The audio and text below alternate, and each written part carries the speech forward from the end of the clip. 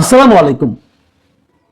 প্রিয় দর্শক, গুলিতে মারাত্মকভাবে আহত ইনকিলাব মঞ্চের মুখপাত্র শরীফ ওসমান হাদির অবস্থা এখনো আশঙ্কাজনক। তিনি এবার কেয়ার হাসপাতালে আছেন। ওনার অবস্থার আর বেশি অবনতি হয়নি, কিন্তু উন্নতিও খুব একটা হয়নি। উনি নিবিড় পর্যবেক্ষণে আছেন। ডাক্তাররা বলেছেন 72 ঘন্টা যাওয়ার আগে তেমন কিছু বলা যাবে না। আমরা ওনার সুস্বাস্থ্য কামনা করছি এবং আমরা চাচ্ছি যে উনি ওনার মতো করেই আগে যেমনটি ছিলেন সেভাবেই সুস্থ হয়ে আমাদের কাছে, আমাদের মধ্যে ফিরে আসুন। এর মধ্যে সরকারের দিক থেকে আমরা দেখেছি এবং বিভিন্ন ক্ষেত্র থেকে দেখেছি যে হাদির কে গুলি করলো, কেন গুলি করলো, এগুলো নিয়ে নানা ধরনের আলোচনা হচ্ছে। সেই আলোচনাগুলোতে আমরা একটু অংশ নিতে চাই।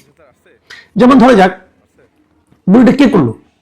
এখন পর্যন্ত যতটুকু দেখা গেছে সিসিটিভিতে যে একটা ওসমান হাদি যাচ্ছিলেন একটা ব্যাটারি চালিত রিক্সা দিয়ে, তার পাশে দিয়ে ডান দিক দিয়ে যে একটা মোটর বাইকে দুজন ছিল, পেছনের জন গুলি করেছে এবং গুলিটা অব্যর্থ ছিল, নিশানা অব্যর্থ ছিল। এটা দেখে অনেকে ভাবছেন উনি কি কোনো প্রশিক্ষিত ব্যক্তি, একটা চিন্তা আছে। আবার ওই ছবিতে যেগুলো দেখা যাচ্ছে, বেশ কিছু বিভিন্ন অ্যাঙ্গেলের ছবি পাওয়া গেছে। এই ছবিগুলো দেখে তার হাতে কি একটা ঘড়ি ছিল, ঘড়িটা দেখে পুলিশ এবং অন্যান্যরা বলছেন যে এই লোকটার নাম হলো ফয়সাল করিম দাউদ খান। এই লোকটা একসময় ছাত্রলীগের রাজনীতির সঙ্গে ছিল এবং গত জুলাই, এই বছর আগের বছর 24শে জুলাইয়ে ছাত্রলীগের বিভিন্ন মিছিলে তাকে দেখা গেছে। একটা ছবি আমি দেখলাম যে একজন লোক বাইক চালাচ্ছে, তার পেছনে সে বসে আছে। পেছনে বসে দেখতে সে পছন্দ করে বোধহয়, আমি জানি না ঠিক।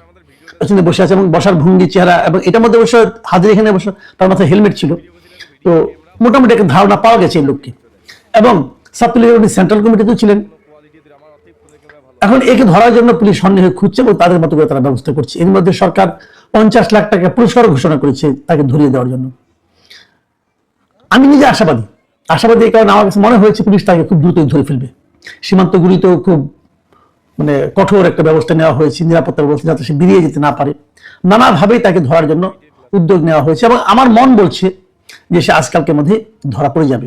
আমি জানি না কি হবে, তবে আমি আশা করি ধরা পড়া উচিত, কারণ ধরা না পড়লে একটা বড় ক্ষতি হয়ে যাবে। সেই ক্ষতিটাকে আমি একটু পরে বলছি। এখন প্রশ্ন হলো, এই ফয়সাল করিম দাউদ খান লোকটা কে? আগেই বলেছি সে ছাত্রলীগের রাজনীতির সঙ্গে ছিল, বিগত সরকারের সঙ্গে সে পাওয়ারফুল লোক ছিল। বিগত সরকারের অনেকগুলো বিভিন্ন রকম বাণিজ্যিক কর্মকাণ্ড ঠিকাদার হিসেবে সে কাজ করেছে, টাকা পয়সাও ছিল। কিন্তু ইন্টারেস্টিং বিষয় হলো, একটু অবাক করা বিষয় হলো যে শরীফ ওসমান হাদির সঙ্গেও তাকে দেখা গেছে। শরীফ ওসমান হাদির যে ইনকিলাব মঞ্চের যে অফিস আছে, সেই অফিসে তার যাওয়া আসা ছিল। তার পাশে বসে তার সঙ্গে কথা বলতে পারে, তার খুব ঘনিষ্ঠ হয়ে তার পাশে একবার বসে থাকতেও দেখা গেছে। এবং তার যে নির্বাচনী যে টিম ছিল, প্রচারণা টিম হাদির, সেই টিমের সঙ্গেও সে জড়িত ছিল। তার মানে সে শরীফ ওসমান হাদির বেশি ঘনিষ্ঠ ছিল। কি করে হলো? ছাত্রলীগের এত বড় একটা জঙ্গি নেতা, হ্যাঁ, সে কিভাবে শরীফ ওসমান হাদির সঙ্গে এত ঘনিষ্ঠ হয়ে গেল? জঙ্গি বললাম কেন? সে কিন্তু অস্ত্র মামলায় আটকও হয়েছিল। এবং ইন্টারেস্টিং হলো, এই সরকারের আমলে, এই বছরের এই 2025 সালের শুরুর দিকে, ফেব্রুয়ারির দিকে সে কিন্তু আদালত থেকে জামিনও পেয়েছে অস্ত্র মামলায়।